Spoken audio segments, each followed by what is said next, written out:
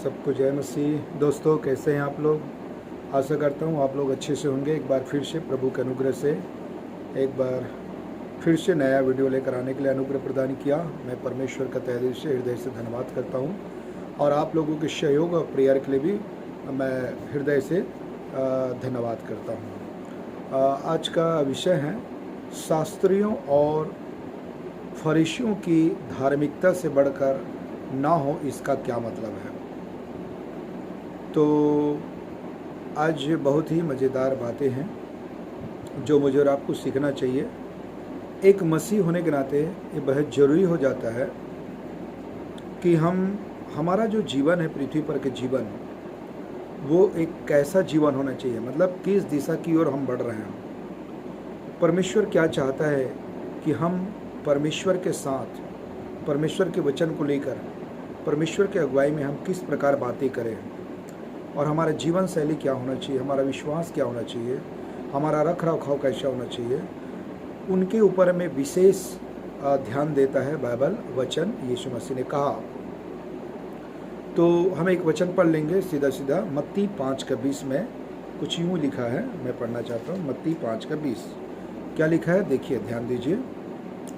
क्योंकि मैं तुमसे कहता हूँ कि यदि तुम्हारी धार्मिकता शास्त्रियों और फरीसियों की धार्मिकता से बढ़कर ना हो तो तुम स्वर्ग के राज्य में कभी प्रवेश करने ना पाओगे। तो सबसे पहले यहाँ पर हम ये देखना है कि शास्त्रियों और फरीसियों में यीशु ने ऐसा क्या चीज़ देखा जो स्वयं स्टेटमेंट दे रहा है उनके विषय में कि उनकी जो धार्मिकता है उनसे बढ़कर होना चाहिए। यदि ऐसा नहीं है तो तुम, चेलों को बोल रहा था, तुम कभी भी स्वर्ग के राज्य में प्रवेश नहीं करने पाओगे।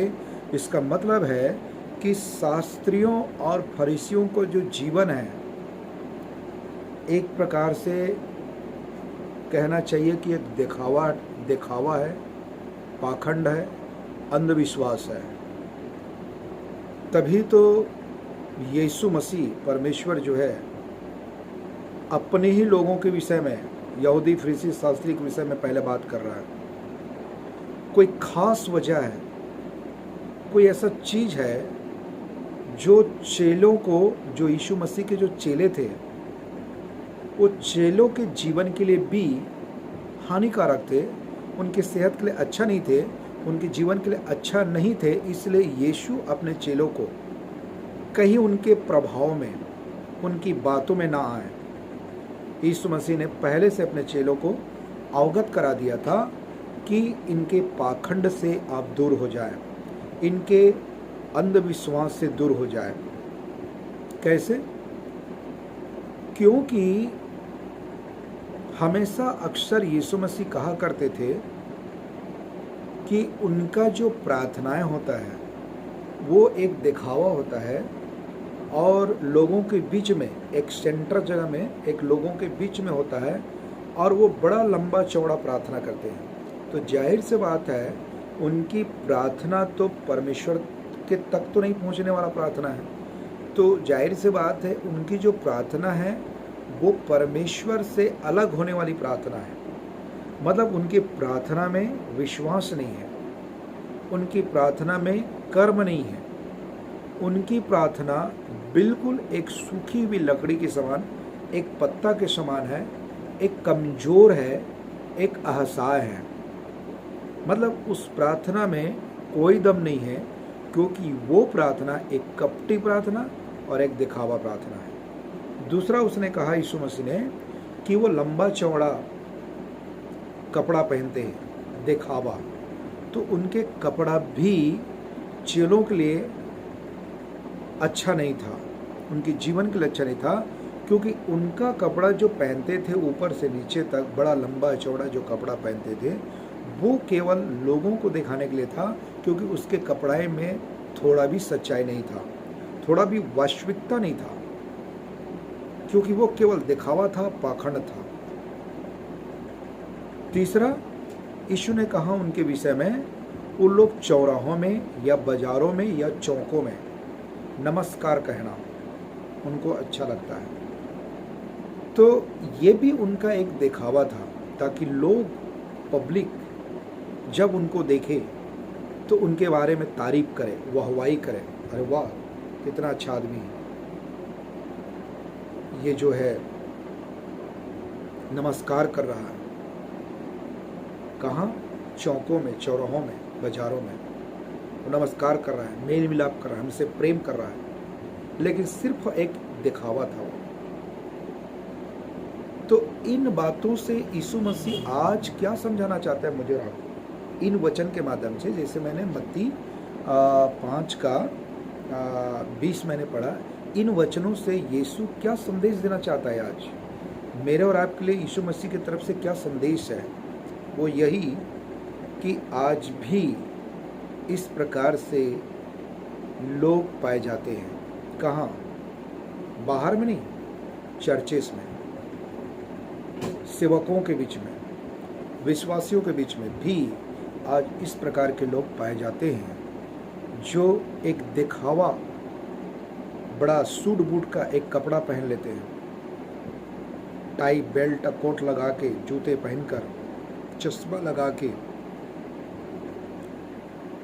तो इस प्रकार का दिखावा हो सकता है। यीशु मसीह हमको संकेत दे रहा है, चेतावनी दे रहा है, हमारे लिए एक शिक्षा भी है ये कि इस प्रकार के लोगों से बचो। आज भी पाया जाता है अपने ही लोगों के बीच में। दूसरा, जो ज़्यादा प्रेम करता है, नमस्कार करता है, चूमा चटकी करता है, हाथ मिलाता है, जरूरी नहीं कि वो सच्चा विश्वासी हो। हमें परख लेना चाहिए सही क्या है, गलत क्या है, और ऐसा नहीं करेंगे तो हम धोखे में आ जाएंगे और उनके जालसाजी में, उनके बहकावे में आ जाएंगे। यीशु पहले से अवगत करा रहा है इन वचनों के माध्यम से। तीसरा, लंबा चौड़ा प्रार्थना, उपवास करना, ज़्यादा देर तक बाइबल पढ़ना या प्रार्थना करना ज़्यादातर।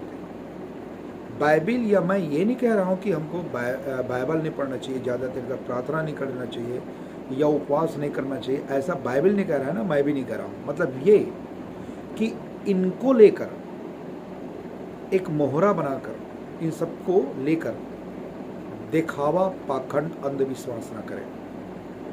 इसलिए यीशु मसीह पहले से हमको सचेत कर रहे हैं। इसका मतलब है कि परमेश्वर तो भविष्य ज्ञान का परमेश्वर है, वो पूर्व ज्ञान के अनुसार वो जान लेता है परमेश्वर कि अंतिम दिनों के अंतिम समय में भी ऐसे भी लोग पाए जाएंगे।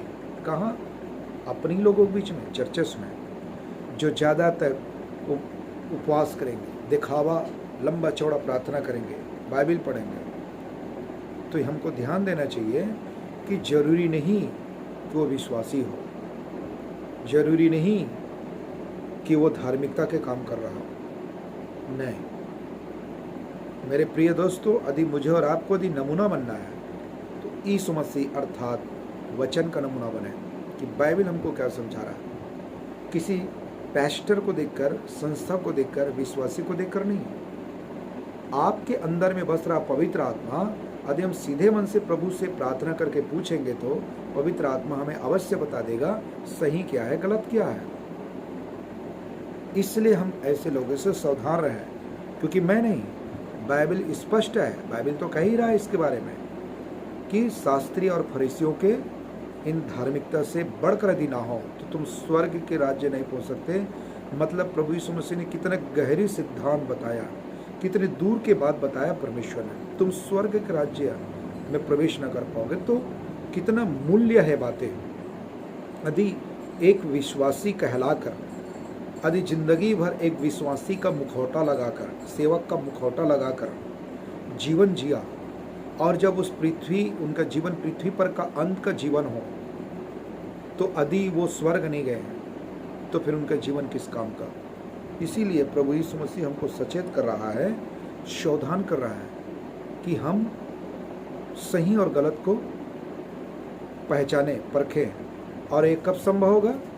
जब हम प्रार्थना के साथ वचन में बढ़ेंगे, वचन की गहराई स्टडी करेंगे, पवित्र आत्मा से प्रार्थना करेंगे धैर्य के साथ, तब परमेश्वर हमको उचित और सही और अपनी इच्छा और समय में बता देगा।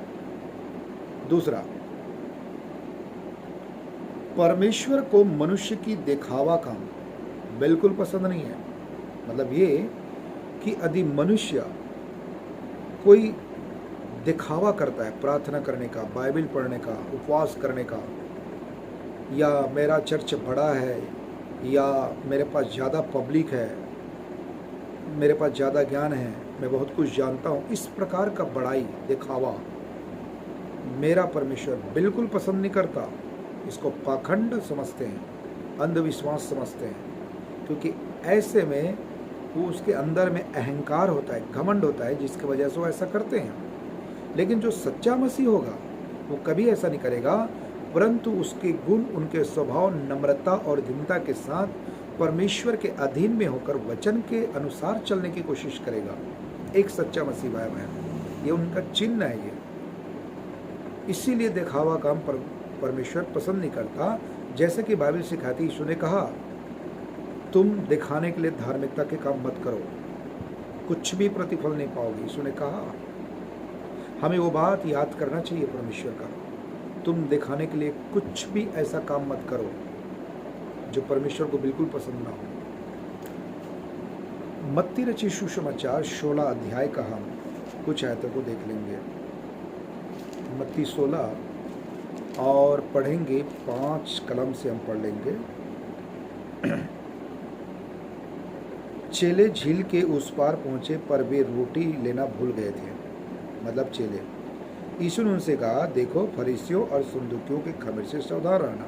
यहाँ पर भी वही बात कर रहा है परमेश्वर, कि यहाँ पर भी एक सचेत कर रहा है परमेश्वर अपने लोगों को।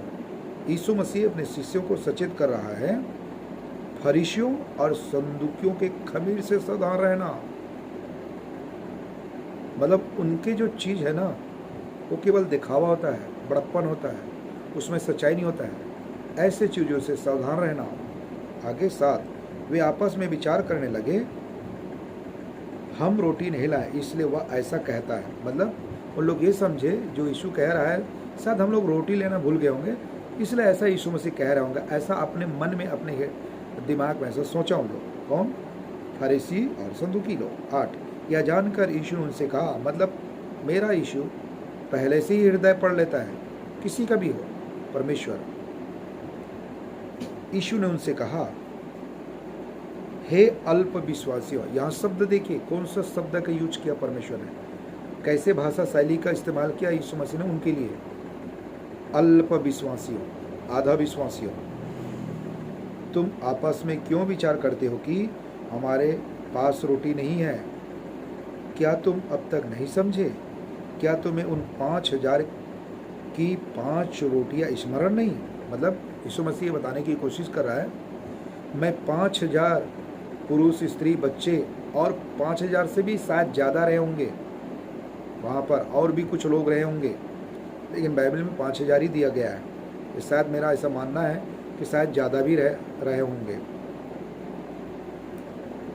तो बता रहा है यीशु मसीह, क्या आपको वो वचन याद नहीं है, उस समय वो घटना आपको याद नहीं है जो मैंने उनके बीच में दिखाया? 2 मछली 5 रोटी को मैंने उतने लोगों को खिलाकर तृप्त किया। कहने का मतलब, क्या तब भी मुझ पर विश्वास नहीं आपको? आप इसका मतलब इस संसार के बातों पर और रोटी पर आपको भरोसा है? तो यहाँ पर एक प्रकार से यीशु मसीह हमको सिखा रहा है कि मनुष्य को संसार की किसी वस्तु पर भरोसा करने के बजाय, रोटी, सोना, चांदी, पैसा, किसी और पर भरोसा करने के बजाय हमारी पूरा समर्पण, पूरा भरोसा, निर्भरता केवल यीशु और वचन पर होना चाहिए। हमको एक सीख मिलता है इन वचनों से। फिर आगे, और ना यह कि तुमने कितनी टोकरियाँ उठाई थी। मतलब जो वहाँ पर लोग खाया और खाने के बाद जो तृप्त होकर जो बचा हुआ जो टोकरी था खाने का, उसकी बात हो रही है यहाँ पर। फिर आगे क्या हुआ, और न उन 4000 की 7 रोटियां, और न यह कि तुमने कितने टोकरे उठाए थे। तुम क्यों नहीं समझते कि मैंने तुमसे रोटियों के विषय में नहीं कहा, परंतु यह कि तुम फरीसियों और सदूकियों के खमीर से सावधान रहना। तब उनकी समझ में आया कि उसने रोटी के खमीर से नहीं पर फरीसियों और सदूकियों की शिक्षा से सावधान रहने को कहा था। देखा, तो मसीहत में, क्रिश्चियनिटी में क्या है आज? वचन की शिक्षा। यदि हम मसीही बन गए, हमारा जीवन यीशु मसीह में, तो अब हमको एक चर्च को, एक कलीसिया को केवल वचन की शिक्षा ही चाहिए और कुछ नहीं। चिन्ह, चमत्कार, भविष्यवाणी, अन्य भाषा या और कुछ ऐसा मैंने नहीं रखता। मैंने वो रखता है वचन की सही शिक्षा, बाइबल का कम से कम मुख्य सिद्धांत की सही शिक्षा हर चर्च में होना जरूरी है, हर विश्वासी में होना जरूरी है। यही सिखा रहा है यीशु मसीह। मतलब फरीसी और सदूकी के जो शिक्षा थे वो बहुत बाइबल से दूर थे, परमेश्वर के वचन से बहुत कोस दूर थे। इसीलिए यीशु अपने चेलों को अवगत करा रहा है कि तुम सावधान रहना ऐसे लोगों के जीवन और शिक्षा से। लूका 11, वहां पर क्या सिखाता है परमेश्वर? लूका 11:37 से पढ़ेंगे। जब वह बातें कर रहा था तो किसी फरीसी ने उससे विनती की कि मेरे यहाँ भोजन कर। वह भीतर जाकर भोजन करने बैठा। कौन? यीशु मसीह। 38, फरीसी को यह देखकर अचंभा हुआ कि उसने भोजन करने से पहले स्नान नहीं किया है, मतलब नहाया नहीं है। 39, प्रभु ने उनसे कहा, हे फरीसियों, तुम कटोरे और थाली को ऊपर ऊपर से मांजते हो, परंतु तुम्हारे भीतर अंधेर और दुष्टता भरी है। कितनी भारी शब्द है, कितना वजनदार, कितना ठोस बात यीशु ने कही उनके लिए। ये मेरे और आपको आज सोचना चाहिए। हम क्या सीखते हैं यीशु मसीह की शिक्षा से? तुम लोटा के ऊपर ऊपर मांजते हो, अंदर नहीं। अंदर तो अंधेरा है, दुष्टता है, बुराई है। वैसे ही हमारा जीवन है। तो जीवन के विषय में बात कर रहा है परमेश्वर यहाँ पर। हम ऊपर से तो बहुत अच्छे दिखते हैं, बहुत अच्छे पास्टर का रोल या विश्वासी का रोल निभा लेते हैं, पर यीशु तो हमारा मन और हृदय पढ़ सकता है कि हमारा विश्वास और उस वचन पर हमारा जीवन और हमारा मसीहत क्या है। आगे कहता है वचन, परंतु तुम्हारे भीतर अंधेर और दुष्टता भरी है। 40, हे निर्बुद्धियों, यहाँ शब्द देखिए, बुद्धिमान नहीं, निर्बुद्धियों, जिसने बाहर का भाग बनाया अर्थात परमेश्वर ने, क्या उसने भीतर का भाग नहीं बनाया? मतलब परमेश्वर ने जो शरीर को बनाया, क्या परमेश्वर ने आपको आत्मा नहीं दिया? बिल्कुल दिया है। तो आगे कहता है, परंतु हाँ, भीतर वाली वस्तुओं को दान कर दो तो देखो सब कुछ तुम्हारे लिए शुद्ध हो जाएगा। यीशु मसीह क्या बताने का प्रयास कर रहा था? भीतर वाली को दान कर दो, मतलब अपना मन, अपना हृदय यीशु मसीह को दे दो। तो यीशु मसीह आपके जीवन में जितने भी कमी, घटी, उबड़ खाबड़, पाप, दुष्टता है, यीशु अपने वचन और अपने प्रेम और करुणा से सब कुछ सही कर देगा अपने समय में। ये यीशु मसीह समझा रहा है फरीसी और शास्त्री को। तो आज भी ऐसा ही है। चर्च में किसी रीति से चले जाता है चर्च, लेकिन जैसे ही चर्च से बाहर निकला तो फिर शुरू हो जाते हैं चारी चुगली, गाली गलौज, लंद फंद, मुंह से गालियाँ बकना, एक दूसरे के खिलाफ जाना, चोरी करना, झूठ बोलना। हम ऊपर से विश्वासी तो बनते हैं, पर अंदर से तो हम अविश्वासी है, निर्बुद्धि है। लेकिन यीशु मसीह कहता है, बुद्धिमान बनो और अपना मन और हृदय मुझे दो, मेरे बताए हुए मार्ग में चलो, मैं तुम्हारे जीवन को संभालूंगा। ऐसा यीशु मसीह कहता है मुझे और आपको। फिर आगे फिर हम देखेंगे तीसरा में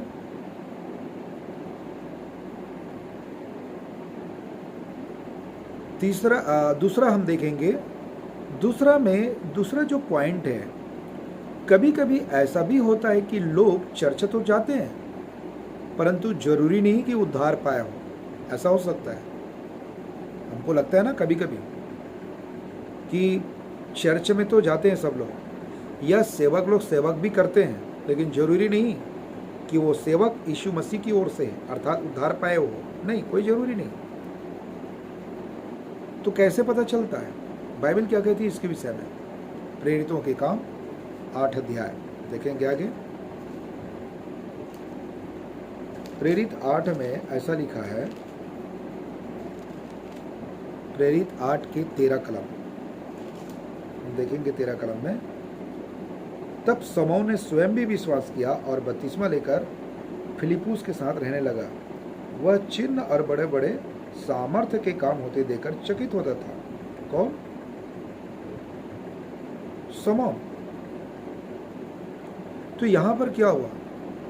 समौन ने स्वयं यीशु मसीह पर विश्वास किया और बपतिस्मा भी लिया और फिलिप्पुस के साथ रहने लगा।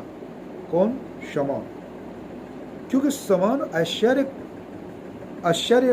करते थे परमेश्वर के कामों को देखकर। जब परमेश्वर के दास लोग यीशु मसीह के नाम में बड़ा बड़ा काम करते थे तो देखकर चकित होते थे, और इसलिए उसने विश्वास किया और बपतिस्मा लिया। लेकिन हम आगे देखते हैं इनका विश्वास और बपतिस्मा किस प्रकार का विश्वास और बपतिस्मा है। क्या बाइबल आधारित है या बाइबल से बाहर? वो आगे हम देखेंगे। पद 21 उसी का प्रेरित 8 का 21 पढ़ेंगे। वहाँ पर लिखा है, इस बात में न तेरा हिस्सा है न भाग, क्योंकि तेरा मन परमेश्वर के आगे सीधा नहीं। तो देखा, वो तो विश्वासी है, वो तो बपतिस्मा ले लिया। ठीक है, ऐसा ही आज चर्चेस में भी पाया जाता है। बहुत से लोग हैं जो आके बपतिस्मा ले लेते हैं बिना यीशु मसीह को जाने, ना उनको यीशु के बारे में कुछ आगे पीछे कोई पता होता है, ना उनको कोई अच्छा से सिखाया होता है, ना वो अच्छा से सीख पाते हैं, बपतिस्मा भी ले लेते हैं। ऐसा ही मतलब एक धर्म रीति रिवाज के आधार पर। ठीक वैसा ही यहाँ पर सिमोन का हो रहा है। सिमोन ने क्या देखा था? यीशु के बड़े बड़े चिन्ह चमत्कार को देखकर उसने यीशु में विश्वास किया, बपतिस्मा लिया और फिलिप्पुस के साथ रहने लगा। तो क्या बना यहाँ पर? केवल एक दिखावा, एक ढोंग, एक अंधविश्वास, एक पाखंड। तो क्या ऐसा विश्वास में उद्धार हो सकता है? बिल्कुल नहीं। बाइबल इसकी अनुमति नहीं देता, क्योंकि ऐसा विश्वास मरा हुआ विश्वास है, फिर उसका कर्म भी मरा हुआ है। फिर ऐसा विश्वास में कभी उद्धार नहीं हो सकता। आगे देखते हैं 21, 22, 23 तक पढ़ेंगे। 22 देखते हैं, इसलिए अपनी इस बुराई से मन फिराकर प्रभु से प्रार्थना कर बुराई से। तो भाई यदि उन विश्वास किया है तो उसके अंदर में तो पवित्र आत्मा होगा। तो पवित्र आत्मा होने के बाद फिर उनके अंदर में बुराई क्यों? उनके अंदर में तो भला आत्मा होना चाहिए, प्रेम की आत्मा होना चाहिए, फिर बुराई क्यों? बुराई से मन फिराकर प्रभु से प्रार्थना कर, संभव है तेरे मन का विचार क्षमा किया जाए, क्योंकि मैं देखता हूँ कि तू पित्त की सी कड़वाहट और अधर्म के बंधन में पड़ा है। इसका मतलब है वो दिखावा था, फरीसी शास्त्री संदूकी के जैसा। ऐसा आज बहुत से हमको संसार में चर्चेस में विश्वासी मिल जाएगा। हमको इस संसार में जो अपने आप को विश्वासी कहते हैं वो पता चल जाएगा। याकूब 2 अध्याय का 18 पद देखेंगे। याकूब 2 अध्याय का 18 पद में क्या कहता है? यहाँ पर भी कुछ इस प्रकार लिखा है, वरन कोई यह कह सकता है तुझे विश्वास है और मैं कर्म करता हूँ। तू अपना विश्वास मुझे कर्म बिना तो दिखा, और मैं अपना विश्वास अपने कर्म के द्वारा तुझे दिखाऊंगा। मतलब याकूब इस प्रकार बोल रहा है, मैं अपना विश्वास हो कर्म के साथ दिखाऊंगा। ऐसा कह रहा है याकूब 19, तुझे विश्वास है कि एक ही परमेश्वर है, तू अच्छा करता है। दुष्ट आत्मा भी विश्वास रखते हैं और थरथराते हैं। तो फिर निष्कर्ष क्या निकला? 20, पर हे निकम्मे मनुष्य, क्या तू यह भी नहीं जानता कि कर्म बिना विश्वास व्यर्थ है? यदि आपको यीशु मसीह में विश्वास है तो आपका जो कार्य है, आपका जो व्यवहार है, वो अपने आप लोग देखेंगे, समाज देखेगा, कलीसिया देखेगा, संसार देखेगा। आपका चाल ढाल, आपके कपड़ा पहनने का तरीका, बोलने का तरीका, आपका लेन देन करने का सारी चीज, एक्टिविटी अपने आप परमेश्वर के वचन और आत्मा का अधीनता में हो जाता है और लोग देखेंगे। उसके जैसा नहीं जो शमौन था, जिसने किसी तरह यीशु मसीह के कामों को देखकर अपने पेट की सेवा करने के लिए या एक बिजनेस या एक धंधा बना लिया उनको, और वो विश्वास भी किया, बपतिस्मा भी लिया और फिलिप्पुस के साथ रह गया। ये शमौन ऐसा नहीं, परंतु मन की सिधाई से परमेश्वर के अगुवाई और वचन के अनुसार हमको सीधी चाल चलना चाहिए, जैसे बाइबल सिखाती है। तो याकूब इसी बात को कह रहा है, मैं तुझे दिखाऊंगा अपना विश्वास और कर्म। शैतान भी तो विश्वास करते हैं, थरथराते हैं, पर हे निकम्मे मनुष्य, तुझे कोई पता नहीं है। बाइबल कहती है, क्या तुझे कोई पता नहीं है कि विश्वास बगैर कर्म अधूरा है, कर्म बगैर विश्वास भी अधूरा है। मतलब कर्म प्लस विश्वास, विश्वास प्लस कर्म, दोनों प्लस है। विश्वास कर्म प्लस होना चाहिए। तो इससे पता चलता है मसीहत। तीसरा, ईश्वरीय बुलाहट और चुनाव क्या होना चाहिए? शास्त्री और फरीसियों के जैसा नहीं। इसीलिए यीशु मसीह ने कहा तुम्हारी धार्मिकता उनसे बढ़कर होना चाहिए। यदि स्वर्ग के राज्य में प्रवेश करना है तो एक बहुत बड़ा मेरे और आपके लिए एक आत्मिक चिंता है, चुनौती है और चेतावनी भी है। ध्यान से समझेंगे। दूसरा पत्रस और उसका 3 से आगे पढ़ेंगे। दूसरा पत्रस उसका पहला अध्याय, दूसरा पत्रस पहला अध्याय 3 से। क्योंकि उसकी ईश्वरीय सामर्थ्य ने सब कुछ जो जीवन और भक्ति से संबंध रखता है हमें उसी की पहचान के द्वारा दिया है। उसी की पहचान मतलब यीशु की पहचान के द्वारा दिया है, जिसने हमें अपनी महिमा और सद्गुण के अनुसार बुलाया है। तो क्या क्या है बुलाया है? आगे देखते हैं 4, जिनके द्वारा उसने हमें बहुमूल्य और बहुत ही बड़ी प्रतिज्ञाएं दी है, ताकि इनके द्वारा तुम उस सड़सड़ाहट से छूटकर अनेक जो संसार में बुरी अभिलाषाओं से होती है, ईश्वरीय स्वभाव के सहभागी हो जाओ। इसी कारण तुम सब प्रकार के यत्न करके अपने विश्वास पर सद्गुण और सद्गुण पर समझ और समझ पर संयम और संयम पर धीरज और धीरज पर भक्ति और भक्ति पर भाईचारे की प्रीति और भाईचारे की प्रीति पर प्रेम बढ़ते जाओ। क्योंकि यदि ये बातें तुम में वर्तमान रहे और बढ़ती जाए तो तुम्हें हमारे प्रभु यीशु मसीह की पहचान में निकम्मे और निष्फल ना होने देगी। 9, क्योंकि जिसमें ये बातें नहीं हुआ अंधा और धुंधुला देखता है और अपने पिछले पापों से शुद्ध होकर धुलकर शुद्ध होने को भूल बैठा है। 10, इस कारण हे भाइयों, अपने बुलाए जाने और चुन ले जाने को सिद्ध करने का भली भांति यत्न करते जाओ, क्योंकि यदि ऐसा करोगे तो कभी भी ठोकर न खाओगे, वरन इस रीति से तुम हमारे प्रभु यीशु मसीह उद्धार करते यीशु मसीह के अनंत राज्य में बड़े आदर के साथ प्रवेश करने पाओ। ये है सच्ची मसीहत, जो यीशु और यीशु के वचन हमको सिखाता है। इसलिए यीशु मसीह ने कहा तुम्हारी धार्मिकता फरीसी शास्त्री से बढ़कर होना चाहिए यदि स्वर्ग के राज्य में जाना है। तुम्हें जितने भी आयत पढ़ाया, इस आयत को ठीक से गंभीरता से प्रार्थना पूर्वक पढ़ें और समझते हुए पढ़ें, तभी हमारे व्यवहार में, हमारे जीवन शैली में, हमारे चरित्र में दिखाई देगा। क्योंकि जब हम वचन में बढ़ेंगे, गहराई से हम सीखेंगे परमेश्वर के वचन को, तो परमेश्वर का स्वभाव हमारे अंदर में धीरे धीरे आने लगता है और फिर विश्वास, सद्गुण, धीरज, भक्ति, भाईचारे में हम बढ़ते जाएंगे। और जब ये हमारे साथ वर्तमान में रहेगा तो हम कभी भी निकम्मा या कभी भी हम शैतान के बहकावे में नहीं आएंगे। हम संसार के ससराहट से छूट जाएंगे और परमेश्वर की धार्मिकता में हम आगे बढ़ते जाएंगे, परमेश्वर के वचन में। तो निष्कर्ष क्या निकला? यही कि हम इस प्रकार के लोगों से बचे।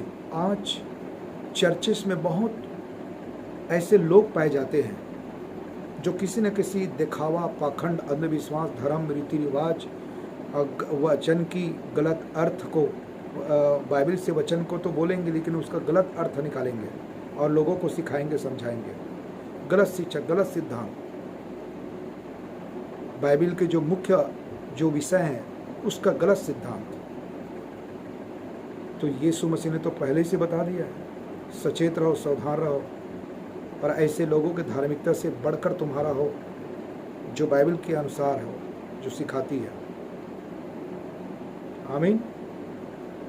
तो मेरे प्रिय भाई बहनों, आज का वीडियो बस यहीं तक। आप लोग कैसे हैं? आशा करता हूँ आप लोग अच्छे होंगे। हमारे लिए प्रार्थना करते रहे, हमारे मिनिस्ट्री के लिए। प्रभु सब कोशिश करें। God bless you. सबको जय मसीह। स्वस्थ रहिए, अच्छा रहिए, प्रभु के काम में सर्वदा बढ़ते जाए। आमीन।